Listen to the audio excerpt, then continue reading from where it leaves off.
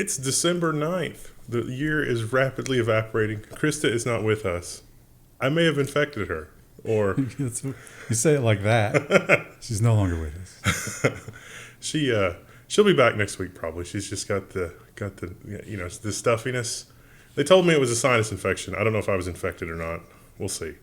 It's all good. Oh, and to the whale that used our affiliate link to order like 2,000 sticks of memory. Thank you. Well, that's, especially considering the current cost. Yeah, it was real noticeable in the transactions. So, yeah, thanks. Nervous laughter. What are you going to do with that much RAM? Good Lord. Probably need another 2,000, right? Yeah, I mean, it was, thank you. Fun times. So anyway, government and social, is that right? And last week we learned that Trump has decided to invest more of our money into the industry of artificial intelligence. And this week he's going one step further. The Politico headline is, after AI push, Trump administration is now looking to robots. There's not, none of the places that are reporting on this, okay. My take on this was this seems like a knee-jerk reaction to China has robots, we should do robots too. I don't, there are some really advanced, Boston Dynamics, where are they? Did we talk to those? Did we bring those people in? There's nothing here. Also, this is not an industry that's starving for money. There's a lot of money sloshing around in this world. Do we really need the government to get in there? Maybe just let the market do that. And we have the new spending bill, and one of the most terrifying things that was in it has once again, now this is the second time that this has been defeated at the last minute. The Ars Technica headline is Republicans drop Trump-ordered block on state AI laws from the defense bill. So this would let states come up with laws to regulate AI-related things. Which seems like a no-brainer, but they've already said they're not done. This is not the last attempt at this. So that's how it works. So there are a lot of folks in federal government that want a moratorium on any kind of law against AI. And on the one hand, I see that. We have that other story about the AI thing. Is that what this one is? Archive.ph does not load on this browser for whatever reason. It loads on every other browser. That's really weird. So I don't know what this was. I knew this was going to happen, and I fixed it on the other one. Let's see if we can.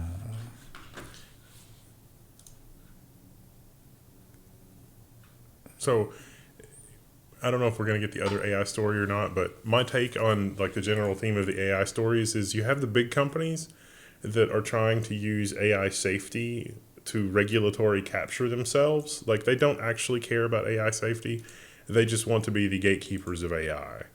And then you have states that are saying, could we have some reasonable, consumer-friendly laws for things Amazon is going to build an AI agent that follows you around and does predatory pricing. Can we have some laws to protect against that? And for the states that want laws to protect against AI, I think they can do that without mentioning AI at all. You could build some state laws to protect the consumer, because certainly the FTC has been gutted for those kinds of things. So I don't know. Has it failed catastrophically? It can't update, but it wants to update, and so it's just not going to work. I don't know what the story was. Yeah, it was. I think I covered it in my little ramble there. I could be wrong. Yeah, and this is more of the whole regulatory capture thing. Yeah. So they know this is not the end of this. And now it's the state level, right? So now you have to have the battleground on every state. And there are some people who are looking to take the opposite direction. The Hills headline, oh no. Oh my God, this piece of trash. Former congressman has done something. Oh, there we go. I'll have to do it from here. They're doing the AI backing thing. There you go. So, former congressmen are launching super PACs backing AI safeguards. This is not actually backing AI safeguards. They're backing regulatory capture. That's a very important difference. It's it's we are willing to be responsible for AI safety if you make us the only company that is allowed to deal with AI. No one should want that. And we learned last week the Supreme Court, actually on Monday, the Supreme Court began listening to arguments about the Sony. Is it Sony? Yeah. Sony versus Cox.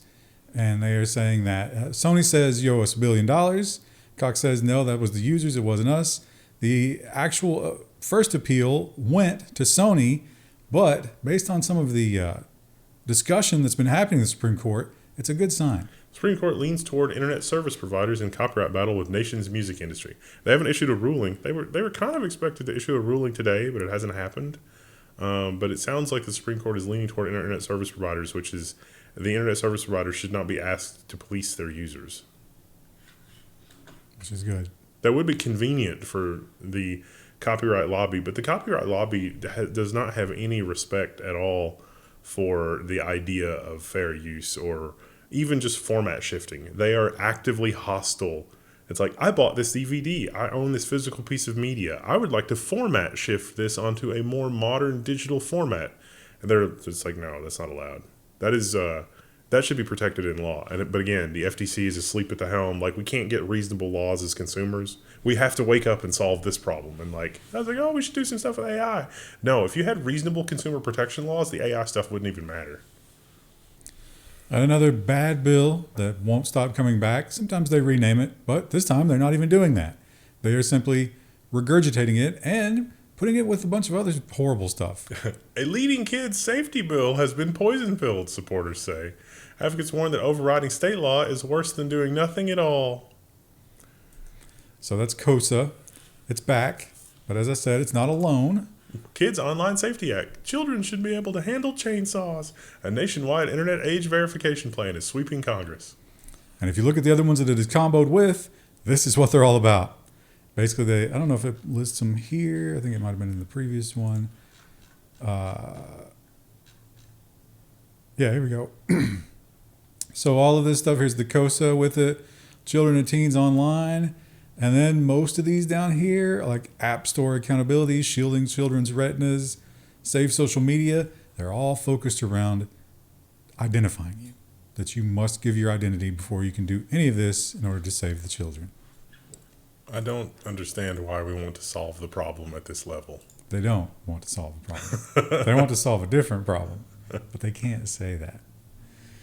And Trump has also said that he plans to give children money, and in doing so, juice the economy because it's going straight in. They can't get it right now, but it will go into the money supply and hopefully stop this horrible free fall that we're in, although it might just lead to more inflation. The AP headline is Michael and Susan Dell are going to donate $6.25 billion to encourage families to claim the quote-unquote Trump accounts. So these are index funds, I guess, that are linked. Like, if you are a newborn kid, they put a few $100s into that is supposed to, or $1,000 into that is supposed to be an investment that, you know, will continue until they're an adult. Well, it's into an investment account, but then you are limited in what you can actually put it into, kind of like a retirement fund. So yeah, mostly it will go into S&P 500 probably. Michael Dell. So Trump's going to give you 1,000. Michael Dell is going to give you another 250, but only if you live in one of the poorest zip codes. He decided zip codes was the best way to do that. Susan Dell has a very expressive face, doesn't she? I noticed that too, but I wasn't sure how to articulate that exactly. I worry about the whole index fund thing because what was it like? Was it like 90? Like, I think it was in the late 80s or early 90s. The S&P 500 lost 40% in one day. That was like the worst in history, and like the other half a dozen times or so in history, when the S&P 500 has lost a lot very quickly, and it has taken a long time to recover. Yeah, but I mean, if you're 6, probably not that big of a worry. Yeah. Certainly a better investment than like Medicare. Although we do have to worry about that whole, like, you know, AI bubble pops. Yeah. Human labor is no longer valuable. Yeah. And the Palantir CEO, he loves a headline. He likes trolling. He's a troll. He never gets tired of saying outlandish things to get a reaction. Palantir CEO says making war crimes constitutional would be good for business. That's paraphrasing a little bit. Yeah, he's he just wants to reshape the world in the way that he and other business leaders see fit, which is definitely not worrying at all. He's basically saying if we're going to continue to attack boats off the coast of Venezuela, then we should know exactly who we are attacking, right? And his firm could do that. Hey, we could tell you down to the person on the boat, each individual person. We can track them. We can tell you all about them before you murder them. So it's good for business. I mean, if I could channel Dark Krista for a minute here, if he has that level of surveillance and there is an objective standard for like human beings that are worse than this standard are going to be summarily, Dr. Manhattaned as a result of not meeting that threshold, it seems like it would purge a significant part of the U.S. government as well. It would be suicide for him. That's not how it's going to work. And we have perhaps a Pyrrhic victory, but still a victory for Jensen. He's done it. He's lobbied. He's been to the White House. He's paid his $1 million, presumably. And here we are. Nvidia lobbies the White House and wins loosened AI GPU export controls to China. U.S. lawmaker reportedly rejects the Gain AI Act. The bad news is that China's still not buying. I bet you he's going there next week. Going to do a little tour. They actually, with like the whole memory shortage, I was surprised that this article didn't get into it, but it was not. It's not the. It was like the successor to the L40. They have decided to order less, and they're going to order more of some other model. And we learned that India was looking to put a mandatory app on every phone sold, and that was basically government monitoring of everything that you do. And the ability to do all kinds of things on your phone. The worst thing that you could have, right? And one company stood up and said, no, I don't think we're going to do that. And they went over there and they did some emergency lobbying. India blinks, won't require Apple to pre-install a state app on the iPhone. Like the U.S., India is scared to death of their citizenry, for better or worse. It's like you could say that they're afraid of the citizenry understanding what's really happening, or they're afraid of the citizenry taking something out of context, and they're like, we need the ability to shut this down before it spreads. And so that level of paranoia is what led them down this dark path. So that's changed from mandatory inclusion to voluntary inclusion. So some phone companies will presumably still do it. Yeah. They also said they got a lot of new signups on the app, so people were voluntarily doing it. But that might be just because like their Samsung phone required it. I don't know. It seemed like that they were putting some citizen functions in there, like you could, like your social access to social programs, or like checking your government account or whatever is also tied to the app, so you may have to use it. It's like the equivalent of us. It's like, oh, I need to check and see if, the Medicare thing is going through. And it's like, oh, you have to use the app for that. And we have a variety of countries who are enacting limits to children's smartphone use, and apparently they like what they're seeing because they're tightening further. No smartphone use in secondary schools from 2026, including during recess and CCAs. And this was not the U.S. Where Singapore. Was it? Singapore, yeah. So it turns out taking the devices away from children and like forcing them to focus on things is helpful. Or it could be that taking the devices away from children triggered extreme withdrawals, and as soon as recess came, they ran to them and like ravenously consumed, and now they're worried about that. I don't know. Could go either way there. But they want less phones. And across the pond, as they say, they are doing the exact same kind of nonsense as India. They call it something different, but it was rejected. However, only temporarily, as things like this get rejected. The headline is the disaster waiting to happen. The privacy tech world reacts to the new chat control bill. Remember how we reported that the EU was going to drop this for now? They didn't. Czech Republic, Italy, and Poland, and the Netherlands are still against the bill. Yeah, this is a monitoring application that provides end-to-end monitoring of whatever you're doing on your phone in the name of, it's like, oh, we need to protect the children. But it's not about protecting the children. It's about identifying and controlling content. As much as they push back, they just wait a little bit and reintroduce it. The cooldown time is rapidly shortening for these kinds of things. It used to be like 6-7 months. Now it's weeks. Yeah. And in the UK, they have seen, like some of the political parties are getting a lot of support from non-traditional places, maybe places that are harder to control and track, and they don't like it. UK ministers aim to ban cryptocurrency political donations over anonymity risks. That's really weird. The article headline here says that's going to be a blow to Nigel Farage's Reform Party, but not likely to be ready for elections until in the new year. I don't know if the UK has, like, maybe a little bit of engagement challenge. I don't know if the UK has things like we have here in the US, like super PACs. Like, do they have traditional vehicles for unlimited political investment? Because here, it doesn't matter if it's anonymous or not. And in fact, most of the time, it's like, oh, this person is being supported by the coalition to end, the ubiquity of orphan crushing machines. And then you look into who owns the coalition to end orphan crushing machines, and it's actually big orphan crushers. And so the name of the coalition is actually funded. It's like, oh, we're going to do all these things to actually generate more orphans to feed to the orphan crushing machines. And that's who's funding the politician. But it requires a lot of work to dig into that. I think what's happening here is that the incumbent power isn't getting any cryptocurrency. And so they seek to cut it off. And we learned on Monday that Meta has decided to eject all other LLMs from WhatsApp. You can still use the Meta LLM, but the others are banned. And of course, the EU has spent years saying that you can't do this kind of thing.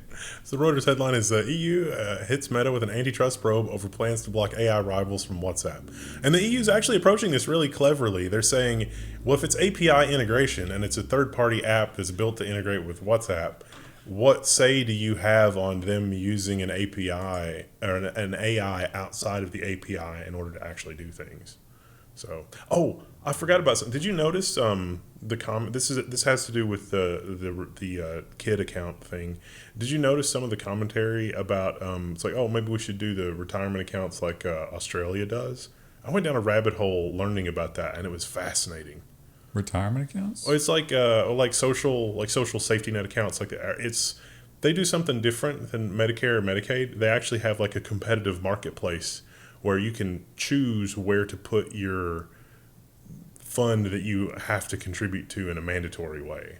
So like what that would become and what our Medicaid is now. And because of that, there are some really good, but the most competitive funds in Australia, it turns out, are the ones that are backed by like the union and like trade rep stuff. So like everything here that the large companies like Amazon fight tooth and nail to stop, the best performing funds over time are the ones that are run by like the trade unions.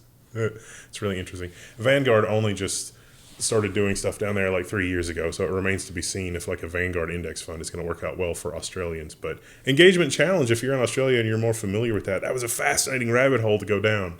And I'm not saying that the Australian system is better or worse, but I did like that they had built a competitive marketplace and it wasn't just a grift to siphon money away from people, which is what we've ended up with time and time again here in America.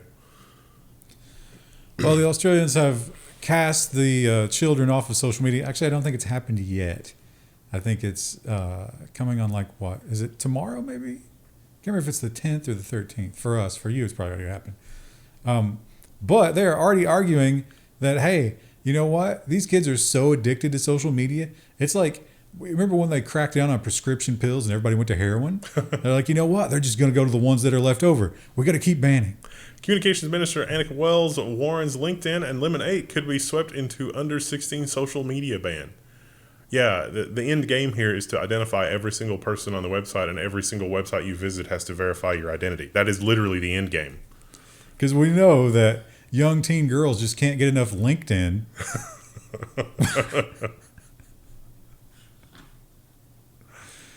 That makes no sense.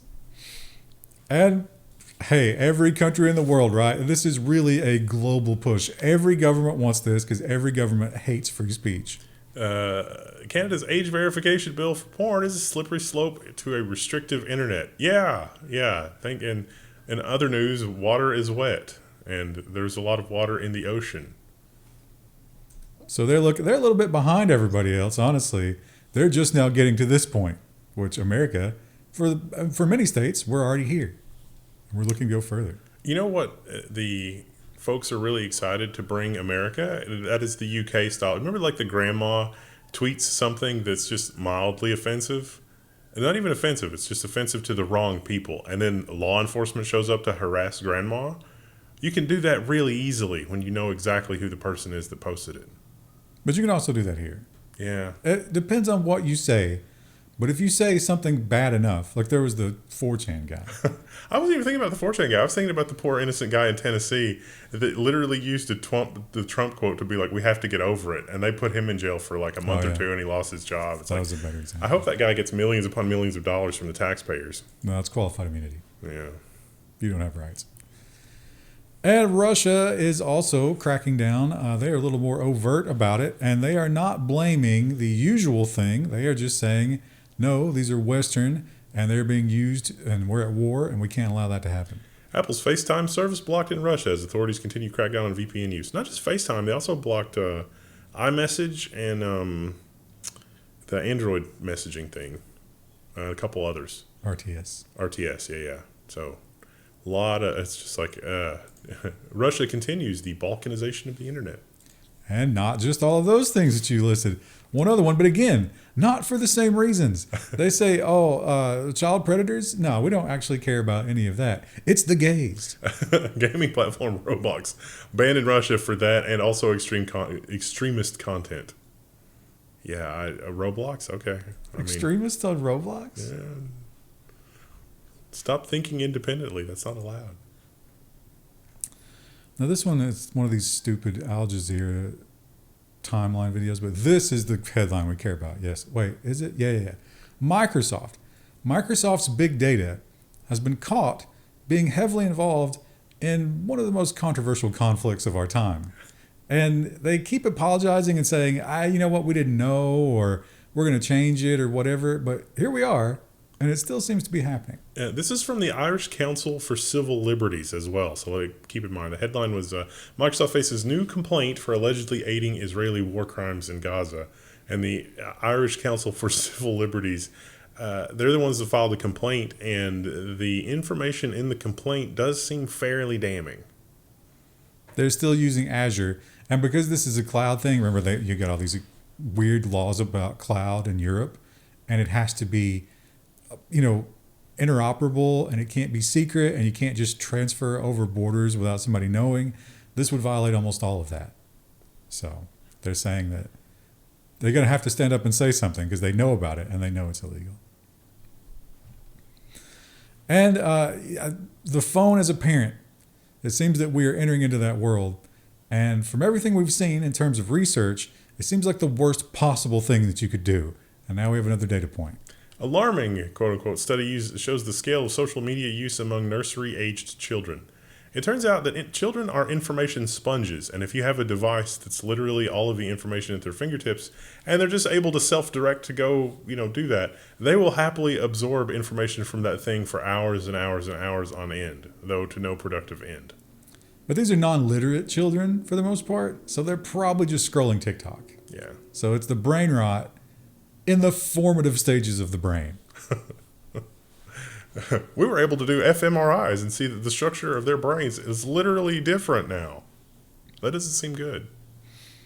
And if you recall the story of these unruly nuns who were cast out of their convent because they were too old and they tried to put them into assistive care, they rebelled and came back, and now there are ongoing negotiations, but they seem to have taken to their new fame. Austria's rebel nuns refused to give up Instagram to stay in their convent. So it was 3 nuns that were left in this convent, and it's in disrepair. And they had like an assistive staircase, and as soon as they left, they took the assistive staircase out, and they were fixing to tear this thing down. They didn't like the assisted care living facility, so they went back to the convent, but there was less stuff at the convent than there was before. And then so there was internet outcry because it's like, you can't live here. There's literally not the stair lift. There's literally not the stuff that you 3 octogenarians need in order to live here. And so they've been negotiating with their religious leader, and so now they have permission to stay. But the condition was you need to give up social media, and they're like, oh no, we're not doing that. And in fact, they are live streaming almost constantly now. Hilariously, it seems like they've been given a second wind here. Yeah. Because they're now taking the stairs. They don't need the chairlift was restored. They don't use it. They Instagram themselves going up and down the stairs and cooking and just opining on various things. They love it, and so they are not. Well, they're also raising money, and I think that's where the Catholic Church is really upset. Right? Like that's our money, ladies. You will not be taking it for yourself. It is kind of an endearing story. There's the not related to that, but the other uplifting orphan crushing machine story that I saw this week was it was a GoFundMe for a guy who was working, I think, at Walmart, and he was 88, and they raised like $1 million for him because he's like, well, my wife died 7 years ago, and it left me with an obscene amount of medical bills, and I work for GM, and I had a great pension with GM, but as you know, GM, stopped paying their pensions because that's a thing that can happen. And so he's like, well, I don't have a GM pension anymore, so I gotta work at Walmart even though I'm 88. And they were like, oh, it's like uplifting news. We got retirement for him. It's like, no, that's evidence of a failed society. And finally, Meta, they are seemingly desperate to keep whatever revenue stream that they have because that metaverse gambit was how many billions of dollars? Like $70 billion. They just flushed down the toilet, and so they may have loosened some of the controls, some of the restrictions. Meta allows fake shops and ads to, quote unquote, run rampant.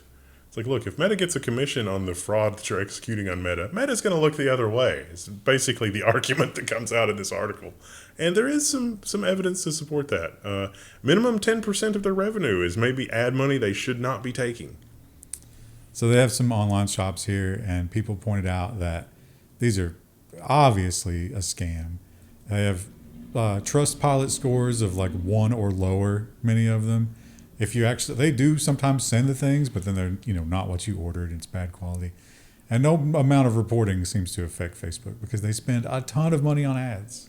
They didn't even go in. There's another aspect of this, which there are certain fraudulent buyers that also defraud sellers out of stuff.